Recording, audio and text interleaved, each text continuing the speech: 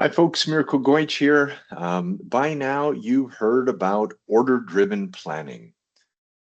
Order-driven planning, or ODP, is just a name we've given to a new application of standard JD planning parameters, those being time policy and time fence. You'll know these as time policy C with time fence 999 or 999 days for make to order, and time policy H with time fence 999 for make to stock.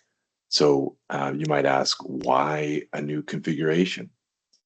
So H999 make to stock carries risk of overproduction when underselling, as it drives production to the period's forecast even if no sales orders exist. C99 make to order carries a different kind of risk.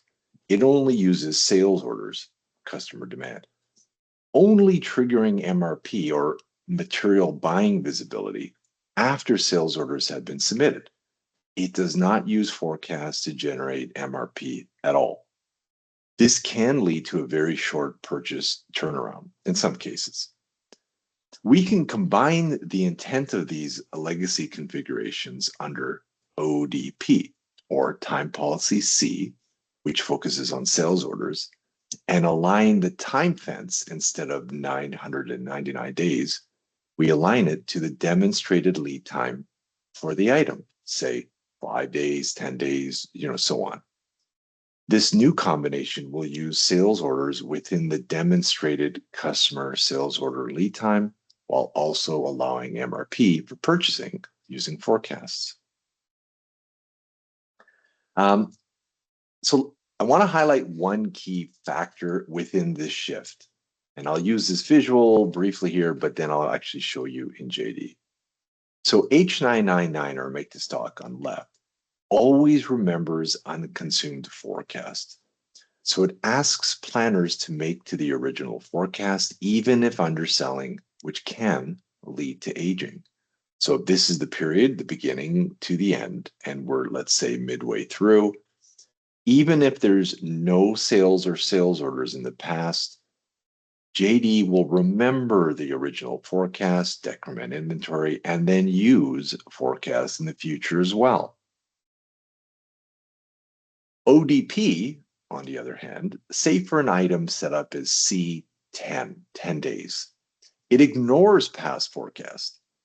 If you are midway through the month, it does not look at the prior forecast at all. In fact, for the next 10 days into the future, the time fence stays aligned to the demonstrated sales order lead time.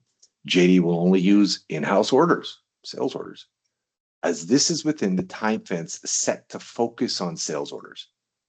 After that 10 days, JD uses the greater of sales order or forecast. So that's the key difference.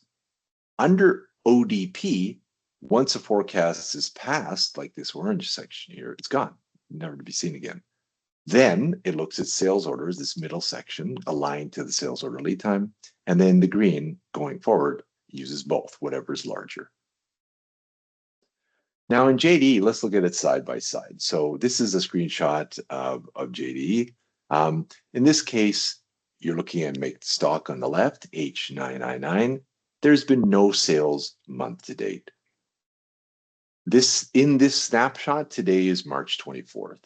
We start with 88 cases, and JD remembers all of the forecasts from the beginning of the month all the way to today. So it decrements. You go from 88 down to negative 139. And then in this case, you get a planned transfer order for 220 cases on March 24th. Under ODP, you start with 88.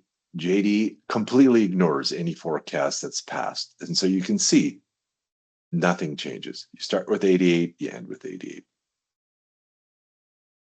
On the left, looking forward, you've got your branch transfer.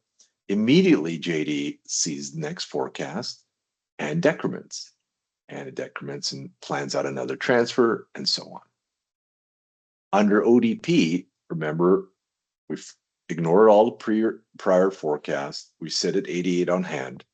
In the 10-day time fence aligned to sales orders, it also ignores sales order forecast, looking for sales orders, sees none, So you end that also with 88. Then as of 4/6, you begin to decrement inventory and you get your first planned transfer in mid-April.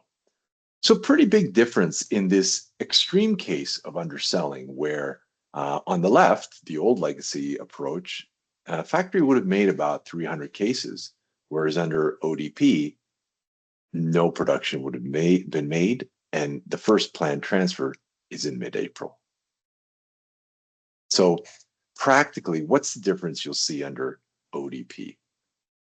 I'll summarize it as better messages with less manual interpretation.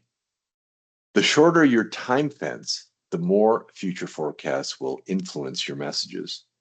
The longer your time fence, the more actual sales orders will influence your messages. So generally, you'll see less production if you're underselling, and you'll see about the same production if you're overselling. How you use your freeze fence days will determine how sensitive your close-in messages behave. If you have a very short freeze fence, your messages will trigger more close-in adjustments as those forecasts convert to sales orders or don't.